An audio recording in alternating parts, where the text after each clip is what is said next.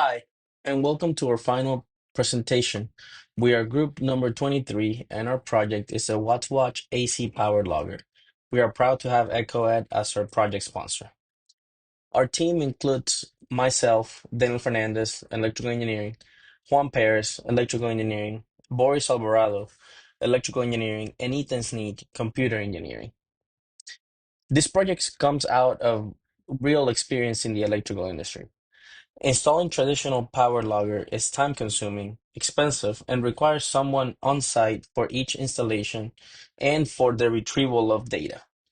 We are targeting compliance with the NEC 220.87, which calls for a 30-day load monitoring period. Today, getting the data can delay projects, especially when you need to schedule site visits across multiple panels. With growing electrical demand from EV chargers and increased focus on energy efficiency, the need for faster, easier, and more scalable way to capture panel consumption data is only increasing. That's the gap that the WattsWatch is designed to fill. Let's look at a real-world example where having the WattsWatch power logger would have made a significant difference.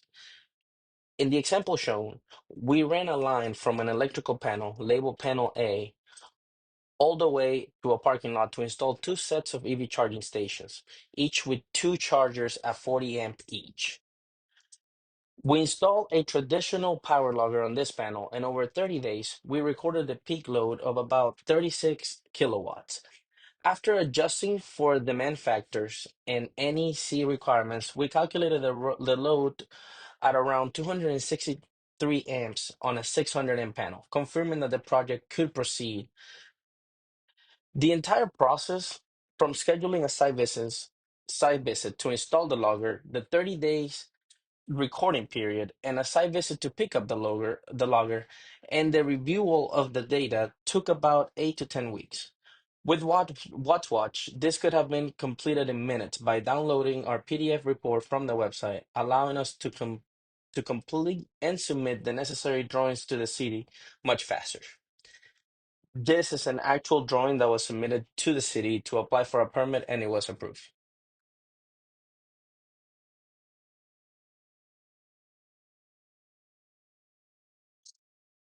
For our goals and objectives, our basic ones were that the device will be able to take an input of one phase, three wire, to record the voltage and current measurements.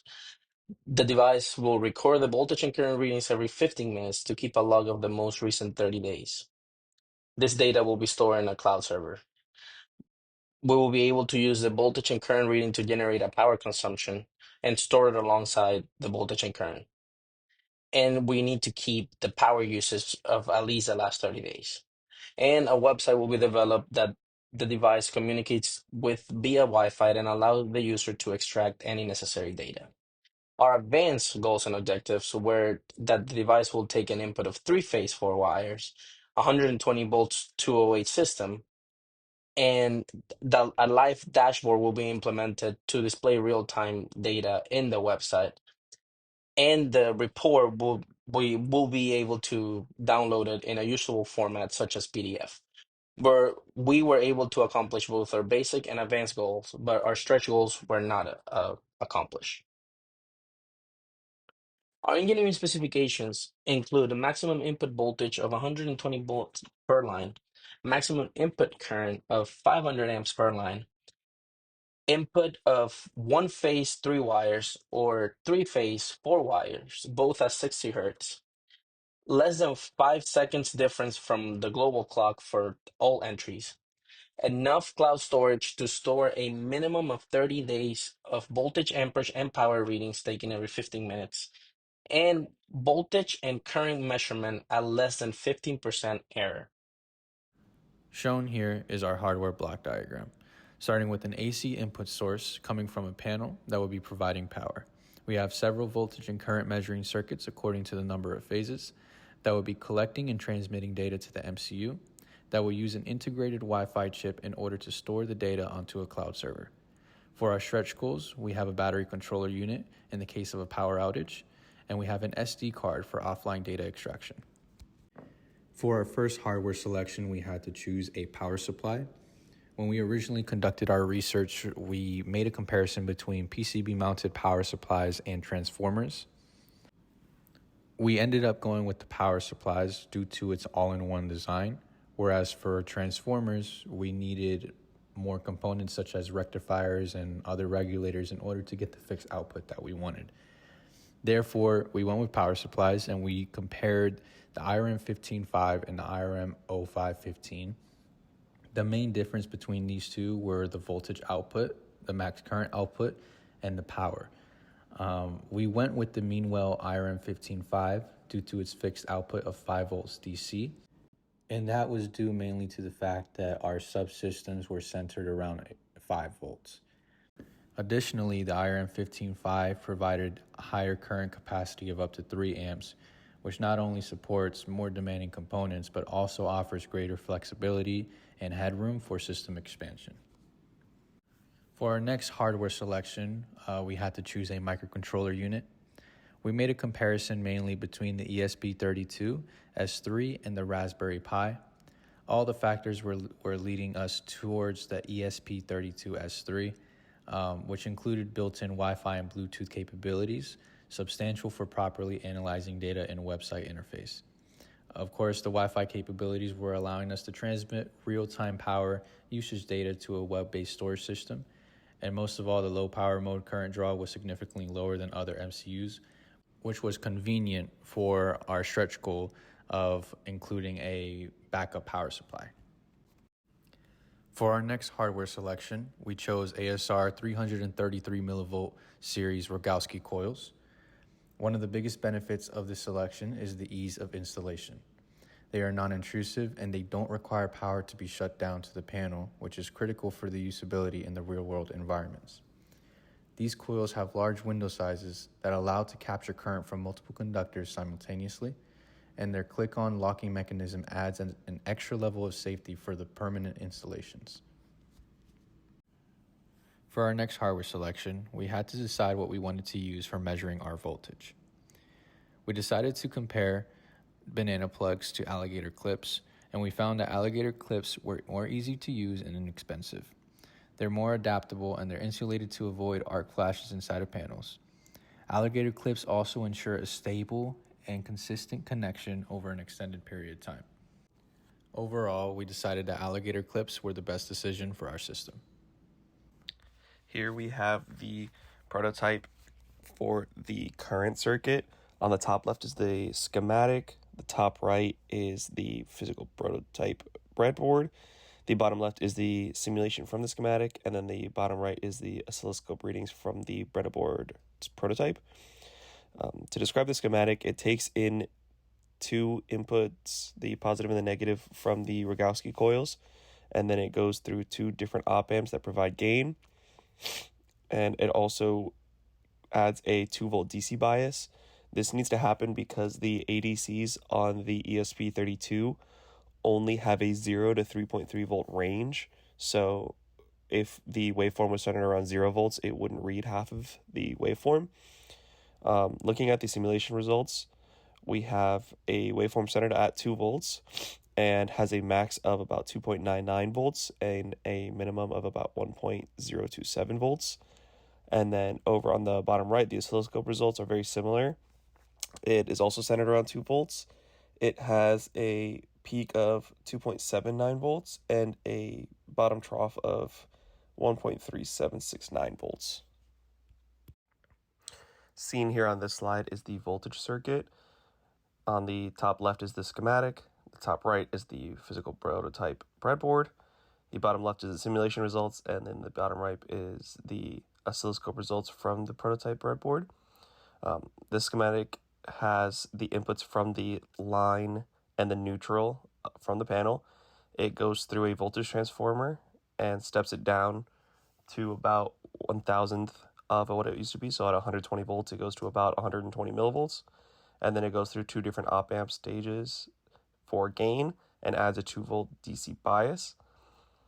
Over here on the simulation results, we can see that the waveform is centered around 2 volts, has a max of 2.9 volts and a minimum of 1.136 volts. And comparing that to the oscilloscope results is very similar. We also have a waveform centered around about 2 volts, a peak of about 3.04 volts, and a minimum of 1.14 volts. So to test our current transformers, we installed it in an existing 120 240 volt electrical panel and tested what the integrator voltage was on the output of it. In order to do this, we connected the integrator to a 9-volt battery to power it up. We collected a measurement from the panel with our handheld meter, and we collected the measurement from the output of the integrator with a handheld oscilloscope. After this, we compared the results and we found they were very consistent. To show why we are using alligator clips for our voltage measurement device for this project, we made the video on the right. First of all, it shows why it's important to use insulated alligator clips in electrical panels, as there's a lot of metal parts and any touching of those can cause an arc flash. It shows the versatility of alligator clips, as they can be installed in different size electrical lugs and even bus bars if necessary. And it shows that after the connections are done, they are secure, which allows us to have a permanent logger installed without fear of some connections falling off. Shown here is the schematic for the main PCB. Highlighted here are the 3 voltage measuring circuits. Here are the 3 current measuring circuits. There's 3 of each of those for each of the phases that could potentially be connected to in the panel. This section here is the main MCU, the ESP32. This section here is the battery backup power path system.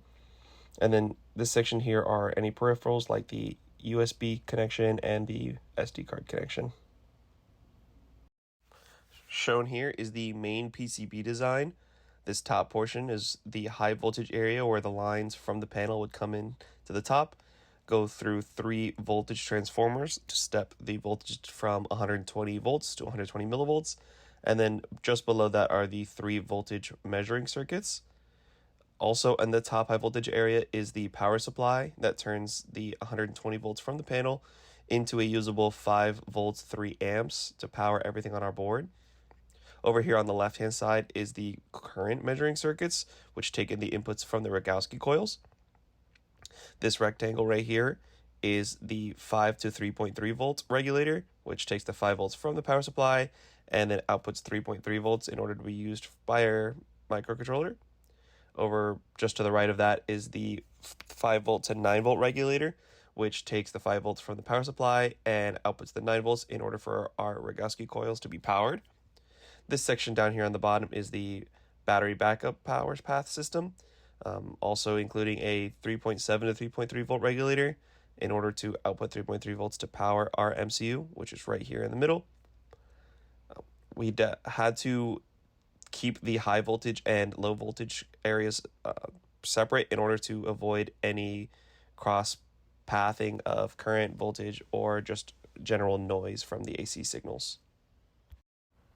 Seen here is the 3.7 to 3.3 volt regulator that was designed based off of the datasheet of the LM3671. It is used in our power path system to power the MCU in case of a blackout from the panel that the WattsWatch is connected to. On the left hand side is the schematic, and on the right hand side is the PCB design. When designing this PCB, the biggest consideration we had to make was keeping a consistent current path from the input capacitor C2 into the VIN pin of the regulator, through the switching pin to the inductor L1, to the output capacitor C1. The datasheet very explicitly mentioned that this needed to be in a circular design in order for the current to flow in a strong loop that would get us the best output from our regulator. Shown here is the 5 volt to 3.3 volt regulator. This is designed using WeBench. On the left hand side is the schematic for this regulator. It uses the LM2594. And on the right hand side is the PCB design for this regulator. The biggest design points that we had to follow from the datasheet of the regulator was to place the feedback inductor L2 as far away from the regulating chip as possible to prevent any feedback signal, and to use larger traces such as 20 mil traces in order for the current to flow properly through the regulator and to any of the actual components. Seen here is the 5 to 9 volt regulator that is used to power the Rogowski coils. On the left hand side is the schematic of the LM2735Y, and on the right hand side is the PCB layout for this regulator. This is a switching regulator, so the layout was very important for the PCB as well as the switching frequency. We chose a regulator that had a lower switching frequency. When designing the PCB, the biggest consideration we had to take was to ensure that the C out capacitor, the C2, was placed as close as possible to the ground pin of the regulator and was connected to the ground plane with two different vias instead of just one. That improved the stability of the switching regulator and would provide us a better output. So this is our software block diagram. We have data sent from phase circuits 1 through 3. If the system is single phase, we set it to single phase mode, and if it's 2 or 3 phase, we set it to the respective mode. The MCU then reads voltage and current from circuits, and the MCU calculates power consumption. Then the MCU sends voltage, current, and power data to the SD card for storage. If there is a usable Wi-Fi connection, we'll use Wi-Fi to send it to the data to that website and application for real-time monitoring. And if not, we'll use a USB. If there's already 30 days worth of data, we'll delete the oldest data row and add a new row. And if not, we'll just add another data row. And if the new data, contains a new voltage, current, or power high, we'll change the max values to new data. So for our backend, we chose Node.js. It enables developers to use JavaScript for backend tasks, creating APIs and real-time applications. It's cross-platform. You can use it on Windows, Mac, etc. And you can generate dynamic page content with it, handle file operations, collect form data, and interact with databases. The main reason we selected this is because it's ideal for real-time applications and integrates seamlessly with MongoDB and front-end JavaScript, which is what we're using. We didn't pick a PHP because it's not optimal for real-time sensor data handling. So for our front end, we chose JavaScript, HTML, and CSS. HTML is used for the structure, JavaScript for interactivity, and CSS for styling. There's extensive documentation and resources available, and it's widely supported by all major browsers. We chose JavaScript, HTML, and CSS because it's simpler to implement and maintain, while React, on the other hand, is just kind of overkill for how simple our website will be. So for our database, we chose MongoDB. It's great for storing large amounts of data if needed. It can be developed across multiple cloud providers such as Google and AWS, and it provides fast query speeds. The reason we chose it is because it's ideal for logging frequent sensor data like voltage, current, and power readings in a flexible and scalable format. For MySQL, we didn't pick it because it's less optimal for flexible or fast changing sensor data. So this is the UI of our website for the sign up and login. So here we have your created account. If you already have an account, there's a link that will take you to the login page. And here's the login page. If you enter a password incorrectly, a prompt will come up telling you it's wrong. You'll also have an option to change your password, or if you forgot your password, to get an email and change it. Shown on the screen is the user interface of our website once you log in into your account. On the left side, you can see the layout for a single phase system. It displays phase 1 and phase 2, along with a line voltage between them. Each phase shows its voltage, current, and power, which is simply the product of voltage and current. On the right side, you can see the interface for a three-phase system. It works similarly, but includes an additional phase 3, each with its own voltage, current, and power. Additionally, it shows the three line-to-line voltages between phase 1 and 2, 1 and 3, and phase 2 and 3. This provides a comprehensive view of our system's electrical parameters at a glance. This is also working as a real-time monitor, which updates with a new reading every 5 seconds. This slide shows the report that you can generate directly from our website. When you click the download PDF button on the main interface, this report is generated. The first page includes the title, the date of generation, and the all-time values from the last 30 days. This gives engineers or electricians a quick look at the maximum voltage recorded, making it easy to review at a glance. It also shows the highest peak values ever recorded since the logger was installed. For example, if the logger was installed in 2022 and the highest peak occurred in 2024, the information is clearly presented. Next, the report includes detailed graphs. The voltage graph appears first and it typically shows a stable linear trend as we would expect. Following that, we have the current graph, which shows more variations since current tends to fluctuate more than voltage. This gives a comprehensive look at how the panel is performing. After the current graph, we have the power graph, which reflects changes in current as power is a product of current and voltage. This report then includes a daily peak summary, showing the highest reading for each of the last 30 days. Finally, the report provides a 15-minute interval log, allowing you to see specific data points at any given time. This level of detail is essential for permitting and helps demonstrate that the panel has the capacity for any new loads you plan to install. Shown here is our bill of materials versus our original estimation of costs prior to conducting our research. Prior to conducting our research, our total budget estimated on a low end of $280 to the high end of $840. The main discrepancies came from quantity cost, tariffs and shipping cost, and the expansion of the components that we needed according to the research that we conducted. For our bill of materials, our total came out to $1,355.51. We were approved for a budget of $2,000 by our sponsor, and remaining budget stands at almost $645. Shown here is our distribution of work, which helped us establish roles and responsibilities amongst the team. Starting with Daniel Fernandez, he brought in great background knowledge, which helped us in our research and in the proceedings of the project. He was primarily focused on prototyping and testing and final product testing, while also having a secondary focus in hardware enclosure. Juan Perez was primarily focused on the circuit design and the PCB design and testing, while having secondary focuses in prototyping and testing and software integration. I was mainly in charge in the administration and scheduling with the primary focus in hardware enclosure, as well as secondary focuses in the circuit design and PCB design and testing. Ethan Sneed primarily managed the full software stack, the front and back end development, and he built the website interface, as well as handling all of the database integrations. For our original plan for completion, we wanted to have PCB fabrication and testing done by the 15th of June, as well as our software integration.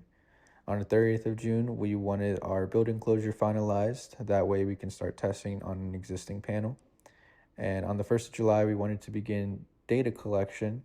That way we had 20 days of data collection representing a 30-day report once we generated the report on the 20th of July.